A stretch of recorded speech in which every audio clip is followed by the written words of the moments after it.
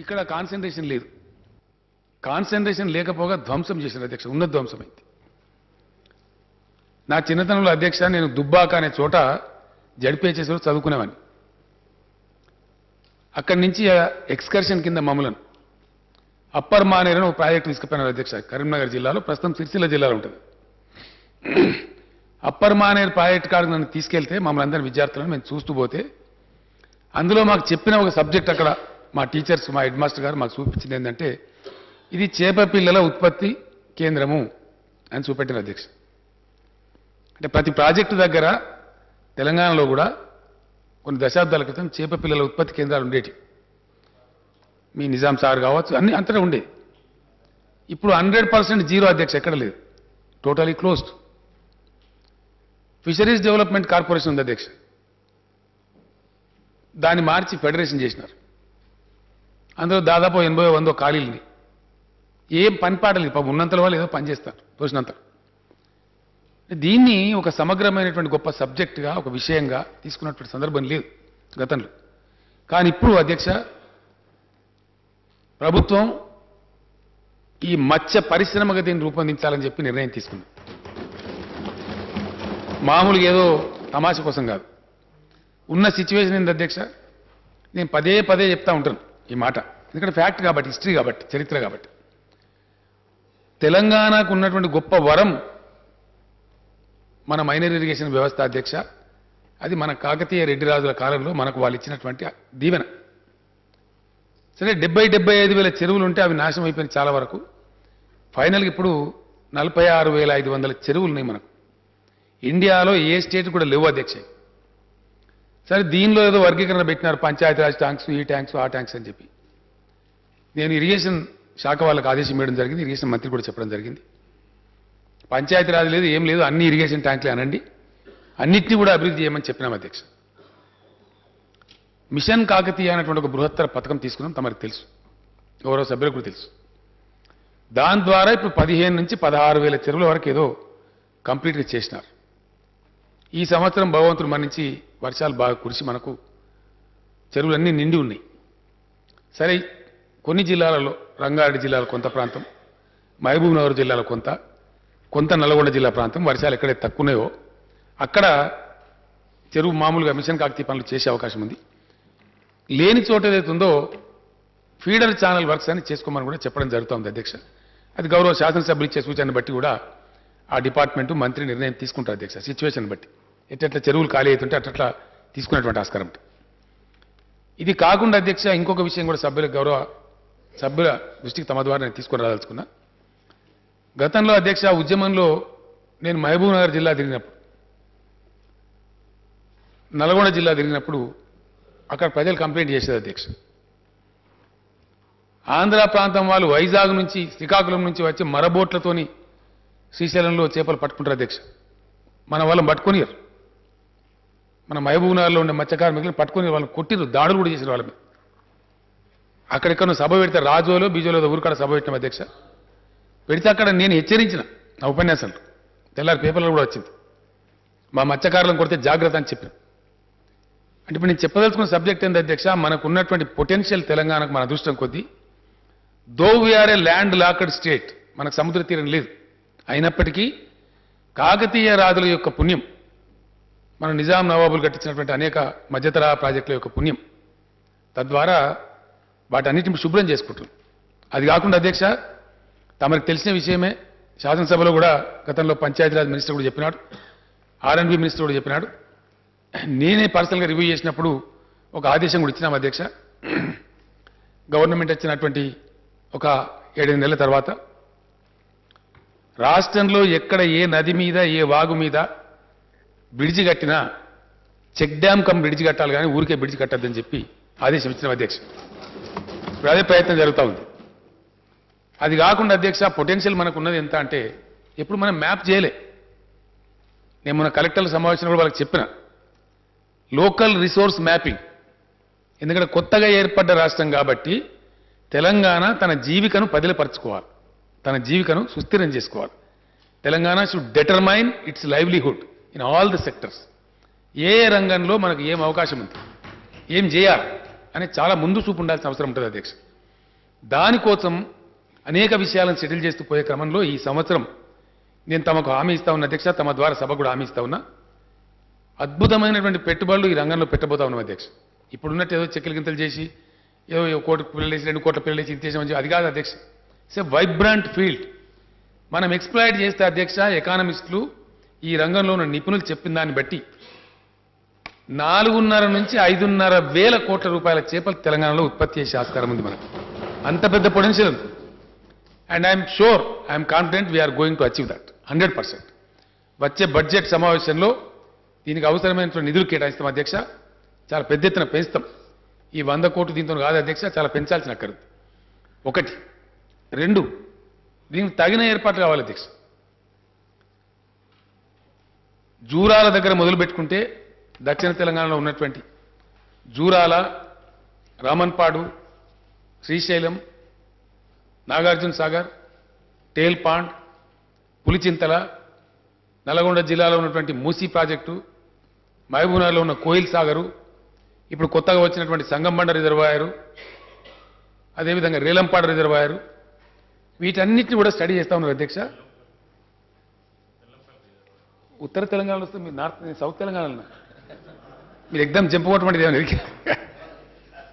ఇది అక్కడ ఉంది అధ్యక్ష. ఆ బెల్ట్ అంతా అట్లా ఉంది. ఇది ఈ పక్క వస్తే మనకిప్పుడు సింగూరు, నిజాం సాగర్, ఎస్ఆర్ఎస్పి, అట్టనే ఎల్లంపల్లి, కడెం రిజర్వాయర్, ఆదిలాబాద్లో ఉండే అనేకమైనటువంటి స్వర్ణతో మొదలు పెట్టుకుంటే సుధవాగు దాకా గడ్డెన ప్రాజెక్టు కావచ్చు, స్వర్ణ కావచ్చు, బట్టిబాగ్ కావచ్చు, కుమరం భీం కావచ్చు, ఆదిలాబాద్లో ఉండే అనేక మీడియం ఇరిగేషన్ ప్రాజెక్టులు, ఎల్లంపల్లి, లోయర్ మానే డ్యామ్, మిడ్ మానే డ్యామ్, అప్పర్ మానే డ్యామ్, వరంగల్లో ఉన్నటువంటి పాకాల, గణపురం, రామప్ప, లక్నవరం, అట్లనే ఖమ్మం పోతే లంకా సాగర్, వైరా, పాలేరు రిజర్వాయర్లు అన్నీ కూడా మనకు ఉన్నాయి అధ్యక్ష. ఇంకా చాలా ఉన్నాయి, ఇంకా చిన్న చిక్క కూడా ఉంది. నేను బ్రాడ్గా చెప్తాను.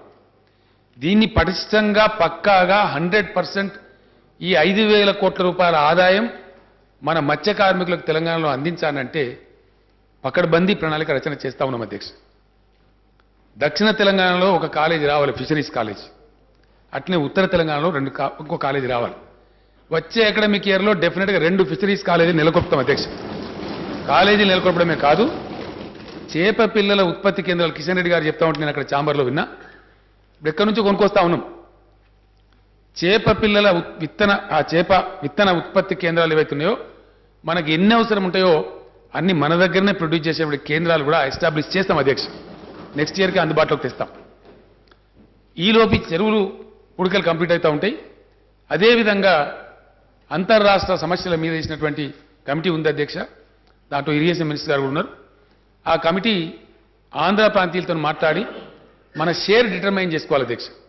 శ్రీశైలంలో మన చేపల వాటా ఎంత వస్తుంది, నాగార్జున సాగర్లో మన చేపల వాటా ఎంత వస్తుంది, పులిచింతలలో మన చేపల వాటా ఎంత వస్తుంది, అంతర్రాష్ట్ర ప్రాజెక్టులు ఉన్నటువంటి వాటిలలో చేపలు మనమెంత తీసుకోవాలి, వాళ్ళెంత తీసుకోవాలి, షేర్ డిటర్మైన్ కావాలి.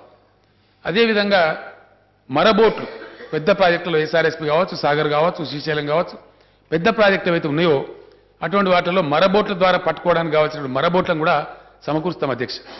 ఇవన్నీ నిర్వహించేటువంటి ఫిషరీస్ ఫెడరేషన్, దాని ఫెడరేషన్ ఏముందన్నా కార్పొరేషన్ చేయన్నా పాలసీ డిసైడ్ చేసి అక్కడ కేవలం 400 చిల్లర ఉన్నారు అధ్యక్ష. ఒక 80-85 ఖాళీలు కూడా ఉన్నాయి. ఆ సిబ్బంది ఏ మూల కూడా చాలరు. నెక్స్ట్ మంతే నోటిఫికేషన్ ఇచ్చి ఇంకొక 500-600 మందిని కూడా ఫిషరీస్ కార్పొరేషన్లో రిక్రూట్మెంట్ కూడా చేస్తాం అధ్యక్ష. దాని కొద్ది నిపుణులను కూడా రిక్రూట్ చేస్తాం. చేసి పటిష్టమైన పద్ధతిలో ఇది మత్స్య కార్మికులు ఏదో మత్స్యం అనేది కాకుండా ఇది మత్స్య పరిశ్రమగా, తెలంగాణ మత్స్య పరిశ్రమగా రూపుదిద్దడానికి దీన్ని సంపూర్ణంగా తీసుకెళ్లేది, దీన్ని ముందుకు తీసుకెళ్తాం అధ్యక్ష. ఆ రకంగా ఒక సమగ్రమైనటువంటి అవగాహనతో తీసుకొని పోతాం. డెఫినెట్గా ఆ విధంగా చేసేటువంటి ప్రయత్నాలు చేస్తాం అధ్యక్ష. దీనికి కాలేజీలు పెట్టాలి, విత్తన ఉత్పత్తి కేంద్రాలు కావాలి, రీసెర్చ్ జరుగుతూనే ఉండాలి. కృష్ణయ్య గారు చెప్పినట్టు మేలు రకం చేపలు కొరమీన్ అన్నారు. వాళ్ళు కొరమీన్ మన రాష్ట్రంలో తింటాం అధ్యక్ష, వేరే రాష్ట్రాల్లో తినరు. ఎక్కడ కొరమీన్ తింటారో అక్కడ పంపాలి. వేరే రాష్ట్రాలు ఇష్టపడే కాడ ఇక్కడ మనకు కంట్రీలో మనమే కాదు అధ్యక్ష, ల్యాండ్ లాక్డ్ స్టేట్స్ చాలా ఉన్నాయి. మధ్యప్రదేశ్, ఛత్తీస్గఢ్, ఉత్తరప్రదేశ్, ఢిల్లీ, హర్యానా, పంజాబ్, ఇవన్నీ కూడా సముద్ర తీరం లేనటువంటి రాష్ట్రాలు ఉన్నాయి. అక్కడ కూడా బాగా ఎక్స్పోర్ట్ చేయగలుగుతాం. కొంత ఇతరత్ర దేశాలు కూడా ఎక్స్పోర్ట్ చేయగలుగుతాం. అందుకే ఇప్పుడున్న ఫిషరీస్ కార్పొరేషన్ జవజీవన్ లేకుండా ఉంది. దాన్ని పర్ఫెక్ట్గా చేసి దానికి ఒక ఐఏఎస్ అధికారిని పెట్టి అక్కడ మన స్పెషల్ చీఫ్ సెక్రటరీ సురేష్ చంద్ర గారు దానికి ఇప్పుడు ఎనిమల్ హస్బెండరీ అండ్ ఫిషరీస్ చూస్తూ ఉన్నారు. ఈ రాబోయే సంవత్సరం 2 సబ్జెక్ట్స్ చాలా ఎక్కువ ప్రాధాన్యత తీసుకుంటా ఉన్నాం అధ్యక్ష. ఒకటి, ఎందుకంటే మనకు చేపలు పట్టే వాళ్ళు ఉన్నారు, మత్స్య కార్మికులు ఉన్నారు, వాళ్ళకి ప్రత్యేకంగా ట్రైనింగ్ ఇచ్చే అవసరం లేదు. బీసీ వర్గాలలో 2 ప్రధాన వర్గాలు మనకు ఉన్నాయి అధ్యక్ష. ఒకటి యాదవులు, రెండవది మత్స్యకారులు దీనిలో ఉన్నారు. ఈ మత్స్యకారులలో కొంత వివాదం పెడుతున్నారు అధ్యక్ష. వివాదం ఏంటంటే బెస్త కులం వాళ్ళు ఉన్నారు అధ్యక్ష మన రాష్ట్రంలో. ఈ బెస్త కులస్తులను 2 రకాల పేర్లతో పిలుస్తారు అధ్యక్ష. తెలంగాణ మొత్తంగా బెస్తవాన్లు అంటే మనం సాధారణంగా నిజామాబాద్ ఆదిలాబాద్ జిల్లాకు పోయినప్పుడు గూన్లోలు అని అంటారు అధ్యక్ష. వాళ్ళు బెస్తవాళ్ళని గూన్లోలు అని అంటారు. ఇప్పుడు ఎట్లా తయారైపోయింది మన దగ్గర అంటే ఏ కులమైన మాట్లాడితే మీ జనాభా ఎంతనే అంటే ఒక 5 రెట్లు పెంచి చెప్తారు అధ్యక్ష. 5-6 రెట్లు పెంచి చెప్తారు. ఇప్పుడు అన్ని కుల సంఘాలు చెప్పే ఫిగర్ తీసుకొని ఒక దగ్గర వేసి కనుక మనం కూడితే అధ్యక్ష తెలంగాణ జనాభానే 16 కోట్లు వస్తుంది అధ్యక్ష. అది కుల సంఘాలు ఏంటంటే వాళ్ళకు ఉండే ఆర్తితోని మేము చాలా లక్షల కుటుంబాలను మనం చెప్పే దానిలో ఎక్కువ ప్రోగ్రాం పెడతామో మాకు ఎక్కువ బడ్జెట్ పెడతామని ఆశించి చెప్తారు. వాళ్ళకి తప్పులేదు. అది యాంగ్జైటీలో ఆశతో ఆర్తితో చెప్పే మాట.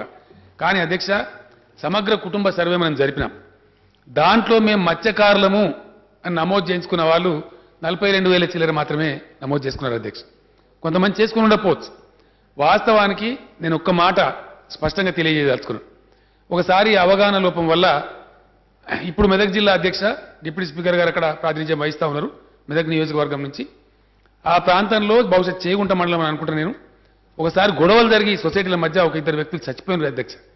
చాలా పెద్ద హృదయవిదారకమైనటువంటి సంఘటన జరిగింది. అప్పుడు శాసనసభ్యులుగా మేము ఆ జిల్లా కాబట్టి సందర్శనానికి కూడా పోయినాం. కర్ణం రామచంద్రరావు గారు అప్పుడు మంత్రిగా ఉండ్రి. అటువంటి గొడవలు రాకుండా ఉండడం కోసం నేను మనవి చేస్తా ఉన్నా. చేపల అధ్యక్ష ఒక మాట చెప్తే క్లారిటీ వస్తుంది. మామూలుగా వర్షాలు కురిసి చెరువులు నిండి కొంత ప్రాజెక్టులు నిండితే మన తెలంగాణలో ఉత్పత్తి అయ్యే చేపలు అంటే న్యాచురల్ ఈల్డ్ ఫిష్ ఈల్డ్ 1,00,000 టన్నులు దాకా ఉంది అధ్యక్ష మన తెలంగాణలో. పిల్లలు వేయడం ద్వారా వచ్చేది ఇంకో 1,00,000 టన్నులు ఇది సీడ్ వేయడం ద్వారా ఇది వస్తుంది అధ్యక్ష. ఈసారి మంత్రి గారు కొంత చొరవ తీసుకొని నేను చెప్పిన తర్వాత కాలం అయింది కాబట్టి మన దగ్గర విత్తనాలు లేకున్నా బయట కొనో ఇంకోటి చేసో గత ధరల కంటే తక్కువ ధరకు వచ్చేటట్టు చేసి దాని కొంత కుంభకోణంలో దాన్ని నివారించి ఓపెన్ టెండర్ పారదర్శకంగా పిలిచినారు. చాలా చీప్గా వచ్చినాయి చేపలు. ఖర్చు పెట్టింది 24 కోట్ల అధ్యక్ష ఈ చేప పిల్లలు కొనడానికి. గతంలో చరిత్రలో ఎప్పుడు లేదు ఇంత పెద్ద ఎత్తున. 3-4 కోట్లు ఉండేది మొత్తం రాష్ట్రానికే. 24 కోట్ల రూపాయలు ఖర్చు పెట్టి 28 కోట్ల చేప పిల్లలను వివిధ చెరువులలో వేయడం జరిగింది అధ్యక్ష. ఇక్కడ కూడా దీంతో పెద్ద చరిత్ర. రామ్మోహన్ రెడ్డి గారు మిత్రుడు మాట్లాడుకుంటున్నాడు ఇది ఫోటో దిగే వ్యవహారంలా కనబడ్డది. చేపల బ్రోకర్లు ఉన్నారు, చేపల వ్యాపారులు ఉన్నారని చెప్పిన ఆ చేపల వ్యాపారులను చాలా పరిపుష్టంగా పెంచి పొంచేసిందే బేగం బజార్లో వాళ్ళను సుస్థిరపరిచిందే మరి మీ ప్రభుత్వంలో అయినా ఈ ప్రభుత్వంలో కాదు. మేము ఈరోజు చెప్తా ఉన్నాం 100% అధ్యక్ష చేపలు పెంచే కార్యక్రమాన్ని మత్స్య పరిశ్రమగా మార్చేటువంటి ట్రాన్స్ఫార్మ్ చేసేటువంటి ప్రాసెస్లో ఖచ్చితంగా ఈ బేగం బజార్ బ్రోకర్లందరినీ తరిమేస్తామని కూడా నేను హామీ ఇస్తా ఉన్నా అధ్యక్ష. ఫిషరీస్ కార్పొరేషన్ బలోపేతం చేయడం ద్వారా ఫిషరీస్ కార్పొరేషనే మొత్తం ఎక్స్పోర్ట్ బాధ్యతలు తీసుకునే విధంగా నిర్వహణ ఖర్చులు మాత్రం వాళ్ళు కట్ చేసుకొని మిగతా ప్రతి రూపాయి చేపల సొసైటీలలో ఉండేటువంటి ఆ కార్మికులకు చేరే విధంగా చేరవేసే పూచి నేను బాధ్యత వహిస్తాను కూడా మనవి చేస్తా ఉన్నా అధ్యక్ష. అధ్యక్ష ఈ బెస్త కులస్తులు గూంలోలు అనే వాళ్ళు తక్కువ జనాభా ఉంటారు. వాళ్ళ లెక్క ప్రకారం 2-3 లక్షల వాళ్ళు చెప్తా ఉన్నారు, 3-4 లక్షలు ఇంకోళ్ళు చెప్తా ఉన్నారు. తర్వాత ఈ వృత్తిలోకి దిగిన వాళ్ళు ముదిరాజు కులస్తులు అధ్యక్ష. నేనేమంటున్నా అంటే ఈ రోజు వచ్చేది మొత్తం ఎంత ఉందంటే 1,00,000 టన్నులేమో స్వాభావికంగా వచ్చేటువంటి న్యాచురల్ ప్రొడక్షన్, విత్తనం వేయడం ద్వారా వచ్చేది ఇంకో 1,00,000 టన్నులు. ఈసారి అంటే 2 లక్షలు 2,20,000 25,000 అట్లా వచ్చింది. కానీ ఈసారి కొంచెం ఈ 28 లక్షల సీడ్లింగ్స్ వేసినారు కాబట్టి ఇంకొక 1,00,000 టన్నులు అధికంగా ఎక్స్పెక్ట్ చేస్తా ఉన్నారు అధ్యక్ష. ఈ సంవత్సరం చెరువులు నిన్నే దేవుని దేవాలు కాబట్టి మొత్తం వచ్చేది 3.5 లక్షల టన్నుల చేపలు ఉత్పత్తి అయితేనే ఇప్పుడు మన మత్స్యశాఖ వాళ్ళు వేసుకున్న అంచనా. సరే 10,000 అటు ఇటుగా అది వస్తుంది అధ్యక్ష. కానీ మనం రేపటికి భవిష్యత్తు కోసం ఏం చేసేది, భవిష్యత్తు కోసం మనం టార్గెట్ చేసేది అట్లీస్ట్ 10-11 లక్షల టన్నుల చేపల ఉత్పత్తి అధ్యక్ష. That is something great, something big.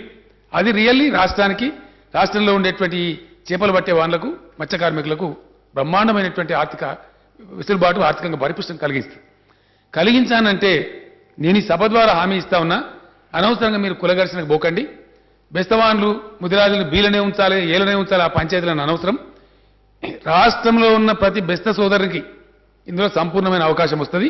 First priority బెస్తవాన్లకే ఇస్తారు అధ్యక్ష. ఎందుకంటే వాళ్ళు చేపలు పట్టేదే వాళ్ళ వృత్తి, ఇంకో పని చేయరు వాళ్ళు. ముదిరాజులేమో రామ్మోహన్ రెడ్డి గారు చెప్పినట్టు వాళ్ళకు ఒక వృత్తి లేకపోవడం మూలాన ఎదురైన పనులు చేసుకుని వాళ్ళు బతుకుతా ఉన్నారు. ఈ చేపలు పట్టే రంగంలో ఎక్కువ వచ్చినారు. ఫర్ ఎగ్జాంపుల్ ఇప్పుడు మహబూబ్ నగర్ ఉంది. మహబూబ్ నగర్లో మాక్సిమం ముదిరాజులే చేపలు పడతారు అధ్యక్ష. అక్కడ బెస్తవాన్ల సంఖ్య తక్కువ ఉంది. కాబట్టి ముదిరాజుల మధ్య బెస్తవాన్ల మధ్య ఇద్దరం బతకాల్సిన వాళ్ళమే, ఇద్దరు కూడా ప్రభుత్వం సమానమే. కాబట్టి బెస్తవాన్లకే ముందు సంపూర్ణమైన హక్కు ఇచ్చి వాళ్ళ తర్వాత మొత్తం హక్కు మిగతాది ముదిరాజులకు ఇచ్చుకుందాం.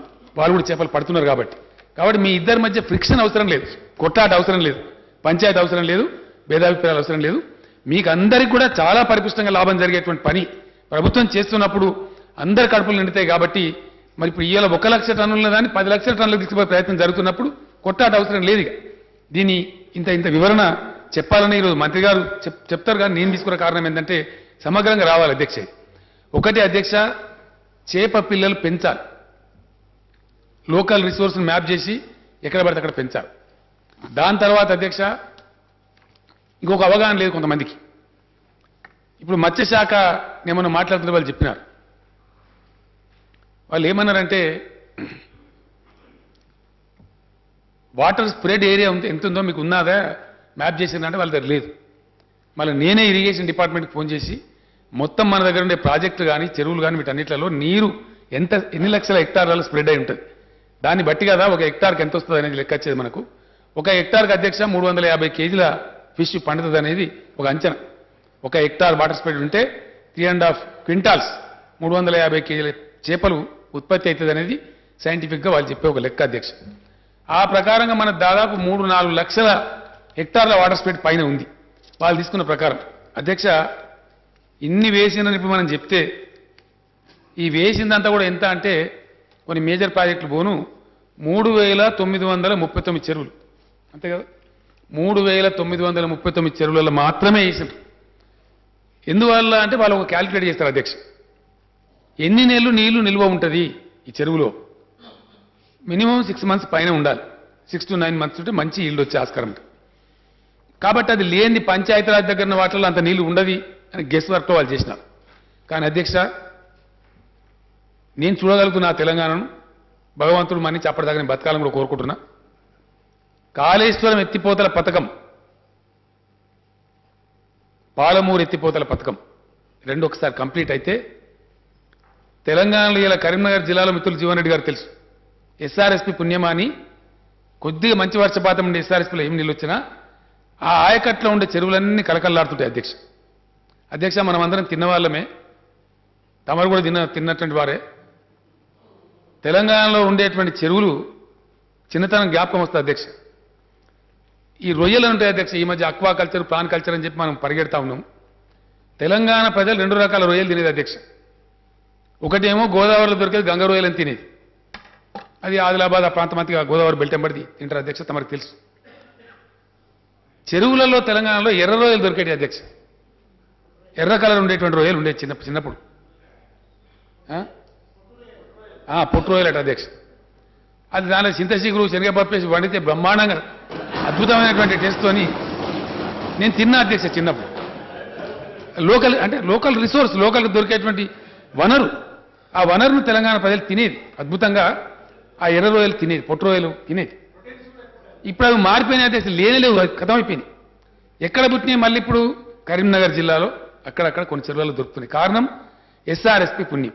ఆ ఎస్ఆర్ఎస్పి నీళ్లు నిన్న అధ్యక్ష చాలా మందికి ఇది అవగాహన ఉండదు.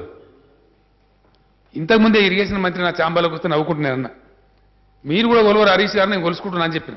ఏం కొలుసుకుంటున్నా అంటే ఎల్లంపల్లిలోకి రీజనరేటెడ్ వాటర్ ఎవ్రీడే ఎంత వస్తా ఉన్నది ఎల్లంపల్లి రిజర్వాయర్లోకి. ఎల్లంపల్లికి ఎబో ఉండేదంతా ఎస్ఆర్ఎస్పి ఆయకట్టు అధ్యక్ష. ఎస్ఆర్ఎస్పి ఆయకట్టుకు మనకు శ్రీరామ్ సాగర్ నిండుంది కాబట్టి పంటకు నీళ్ళు ఇచ్చుకుంటున్నాం కాబట్టి ఆ నీళ్లు డ్రాప్ అంతా కూడా ఎల్లంపల్లి రిజర్వాయర్కి వచ్చి మనకు చేరుతూ ఉంటుంది. నిన్న కూడా అధ్యక్ష ఎల్లంపల్లి రిజర్వాయర్లోకి రీజనరేటెడ్ వాటర్ 70 క్యూసెక్ల నీళ్ళు వచ్చింది అధ్యక్ష. నేను ఎవ్రీడే రికార్డ్ చేయిస్తా ఉన్నా ఎంత నీళ్ళు వస్తుంది, మనం ఎట్లా వాడుకోగలుగుతాం, ఏ విధంగా ఉంటుంది ప్రాజెక్ట్ అని కూడా రికార్డ్ చేయిస్తున్నాం అధ్యక్ష. రేపు కాళేశ్వరం ఎత్తిపోతల పథకం అట్లనే పాలమూరు ఎత్తిపోతల పథకం కంప్లీట్ అయితే భగవంతుని దయతోని కాంగ్రెస్ పార్టీ గవర్నమెంట్ని స్టార్ట్ అయిన అధ్యక్ష కల్వకుర్తి కావచ్చు, నెట్టెంపాడు కావచ్చు, భీమా కావచ్చు, ఇప్పుడు ఆల్మోస్ట్ దగ్గర కంప్లీట్ అవుతా ఉన్నాయి. నెక్స్ట్ ఇయర్కి అయితే 100% అన్ని కంప్లీట్ అయిపోతాయి. వాటి పూర్తి స్థాయిలో కాలువల సామర్థ్యం కానీ, రిజర్వాయర్లు కానీ, మంచి కానీ, చెడ్డ కానీ పర్ఫెక్ట్గా చేసుకుంటాం. మొన్న నేను మక్తల్ పోయిన అధ్యక్ష, మక్తల్ పోతే అక్కడ హెలికాప్టర్ ల్యాండ్ అవుతా ఉంటే 2 దిక్కులు, ఇటు ఊట్కూరు రిజర్వాయర్, అటు సంగమండ రిజర్వాయర్ నిండి మంచిగా కళ్ళకు సంతోషమయ్యేటువంటి సీన్ కనపడతా ఉండే హెలికాప్టర్ ల్యాండ్ అయ్యే టైంలో. ఆ టౌన్కు, మక్తల్ టౌన్కు రైట్కు సంగమండ ఉంది, లెఫ్ట్కి ఏమో ఊట్కూరు రిజర్వాయర్ ఉంది. చాలా ఆనందం కలిగింది. అట్లనే ఇప్పుడు నెట్టెంపాడు కింద రేలంపాడు రిజర్వాయర్ ఉంది, 4 TMC కెపాసిటీ ఉంది. అవన్నీ మన మత్స్యశాఖ వాళ్ళు పరిగణలోకి తీసుకోలే. అంటే రేపు రీజనరేటెడ్ వాటర్ ద్వారా మళ్ళా ఎర్ర రొయ్యలు, మన చిన్నతనంలో చూసిన ఎర్ర రొయ్యలు తెలంగాణలోని ప్రతి చెరువులో, ప్రతి కుంటలో పెరిగే విధంగా ఈ మన అన్ని కూడా మన సిస్టమ్ అంతా కూడా నిండి ఉంటుంది అధ్యక్ష. ఎక్కువ నీళ్లు తీసుకుందాం, మల్లన్న సాగర్ కడదాం అనేది అధ్యక్ష ఈ ఎర్ర రొయ్యలు కళ్ళ చూడాలనే.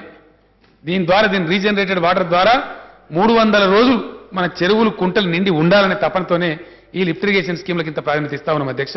లేకపోతే వేరే ఉద్దేశం కాదు. అంటే ఏదైతే తెలంగాణ గతంలో తానుగా ఉన్నప్పుడు, ఆంధ్రప్రదేశ్లో కలవక ముందు ఉన్నప్పుడున్న ఆ ఎర్ర రొయ్యల చెరువులు ఉన్నటువంటి తెలంగాణ ఉండేనో ఆ తెలంగాణ మళ్ళీ తయారు కావాలి. దానికోసం ఈ నీళ్ళని రావాలి.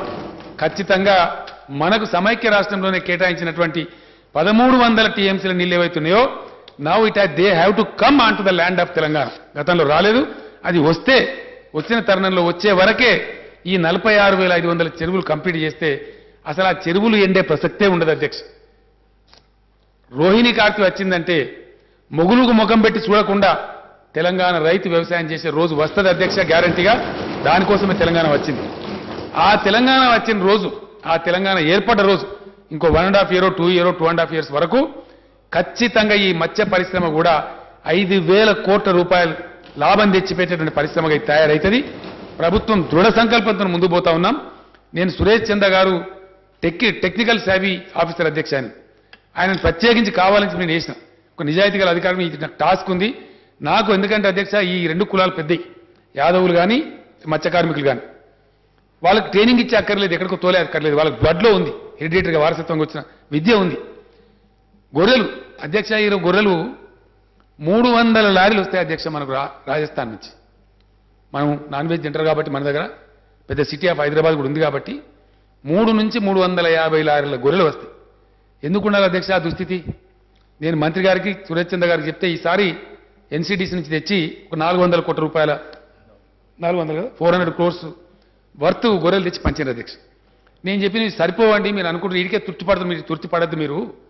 ఇప్పుడు ఇవాళ మేము అయ్యో వెనకటి ఏం లేకుండా మేము 28 కోట్లు వేసినాం అని అనుకుంటే సరిపోదా బాబు? రేపు 280 కోట్ల సీడ్ వేయాలి అధ్యక్ష, 28 కోట్లు కాదు. వీ షుడ్ రీచ్ దేర్ డెఫినెట్గా. ఆ దశకు పోవాలి మనం. అట్లా చేప పిల్లలు ఉత్పత్తి కావాలి, మనం ఉత్పత్తి చేయాలి, పోవాలి. రేపు నెక్స్ట్ బడ్జెట్లో పెడతాం అధ్యక్ష. గొర్రెల యూనిట్లు సప్లై చేయడానికి కూడా రేపు పెద్ద ఎత్తున నిధులు బడ్జెట్లో కేటాయించబోతా ఉన్నాం. గొర్రెలు యాదవ సోదరులకు ఇచ్చేస్తే, యూనిట్లు ఇచ్చేస్తే వాళ్ళు పెంచుకుంటారు కాబట్టి అద్భుతమైనటువంటి ఇది రాగలుగుతుంది అధ్యక్ష. వీటితో పాటు ఆ యూనిట్లు ఇవ్వడమే కాదు, ఈ చేప పిల్లలు పెంచడమే కాదు, వీటితో పాటు కిషన్ రెడ్డి గారు అన్నారు, వారి ఉపన్యాసం నేను అక్కడ విన్నా, అమ్మేది సైంటిఫిక్గా లేదు, వాసన వస్తూ ఉంటుంది. నేను GHMC మీటింగ్లో కూడా చెప్పిన అధ్యక్ష, 120-130 ఏళ్ళ కింద కట్టిన మోండా మార్కెట్ పోతే ఇలా సికింద్రాబాద్లో వాసన రాదండి. ఆ రోజే అంత సైంటిఫిక్ కట్టింది, అది చాలా బ్యూటిఫుల్గా ఉంటుంది. నేను పర్సనల్ ఇంటర్వ్యూ తీసుకొని నేను కూడా పోయించిన అధ్యక్ష. నేను సీఎం అయిన తర్వాత అంతకుముందు పోయి చూసి వచ్చిన నిజంగా ఎట్లా ఉందని చెప్పి. ఆ తరహా మార్కెట్లే మొత్తం హైదరాబాద్లో రావాలని చెప్పి ప్రయత్నం జరుగుతూ ఉంది. GHMC వాళ్ళు కిషన్ రెడ్డి గారికి తెలుసు, బహుశా ఒక 40-50 మార్కెట్లు, సైంటిఫిక్ మార్కెట్లు, వెజ్ అండ్ నాన్ వెజ్ మార్కెట్లు డెవలప్ చేస్తూ ఉన్నారు. అట్లనే రాష్ట్ర వ్యాప్తంగా తీసుకురామని చెప్పి నేను మార్కెటింగ్ మినిస్టర్కి చెప్పడం జరిగింది. ఆ ప్రయత్నం కూడా జరుగుతూ ఉంది. ఒకటి అధ్యక్ష, సైంటిఫిక్ పద్ధతిలో చేప పిల్లలను పెంచాలి. 28 లక్షలు కాదు, 280 లక్షలు అని ఇంతకుముందు అన్న ఆ స్థాయికి పోవాలి. 2, ఈ చేపల ఉత్పత్తి నేషనల్ ఫిషరీస్ డెవలప్మెంట్ బోర్డు ఇక్కడ మన దగ్గర కార్యాలయం ఉంది.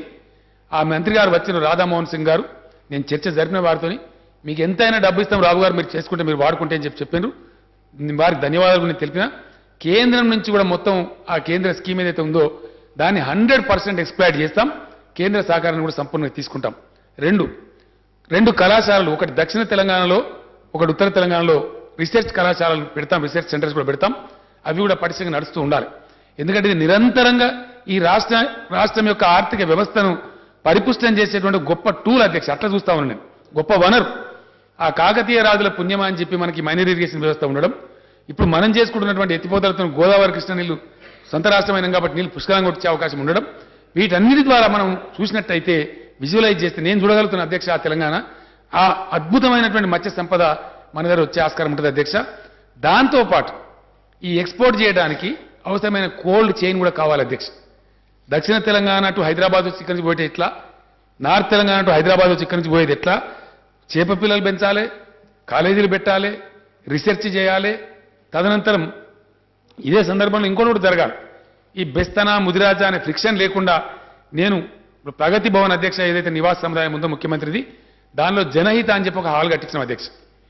ఇటువంటి వాళ్ళతో బాటం లైన్లో ఉండేటువంటి మత్స్యకారులు కావచ్చు, స్వర్ణకారులు కావచ్చు, చేనేత కార్మికులు కావచ్చు, రైతు సంఘాలు కావచ్చు, వాళ్ళందరితో పిలిచి నేను ముఖాముఖి మాట్లాడేటువంటి ఇంటరాక్షన్ హాల్ అధ్యక్ష. నేను మధ్యప్రదేశ్లో అక్కడ సీఎం గారు కట్టించినారు, శివరాజ్ చౌహాన్ గారు.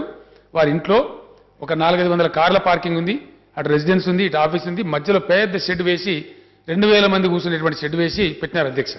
సెల్ఫ్ హెల్ప్ గ్రూప్స్తో కావచ్చు, స్థానిక సంస్థల ప్రజాప్రతినిధులతో కావచ్చు, ఇటువంటి స్టేక్ హోల్డర్స్ మత్స్య కార్మికులు కావచ్చు, రేపు స్వర్ణ కార్మికులు కావచ్చు, ఎవరైనా కావచ్చు, ముఖ్యమంత్రి గారి స్వయంగా పిలిపించి మాట్లాడడం, సంబంధిత మంత్రి కార్యదర్శి వాళ్ళ సాధక బాధకాలు తెలుసుకోవడం, బ్రహ్మాండంగా రిజల్ట్స్ వస్తూ ఉన్నాయి.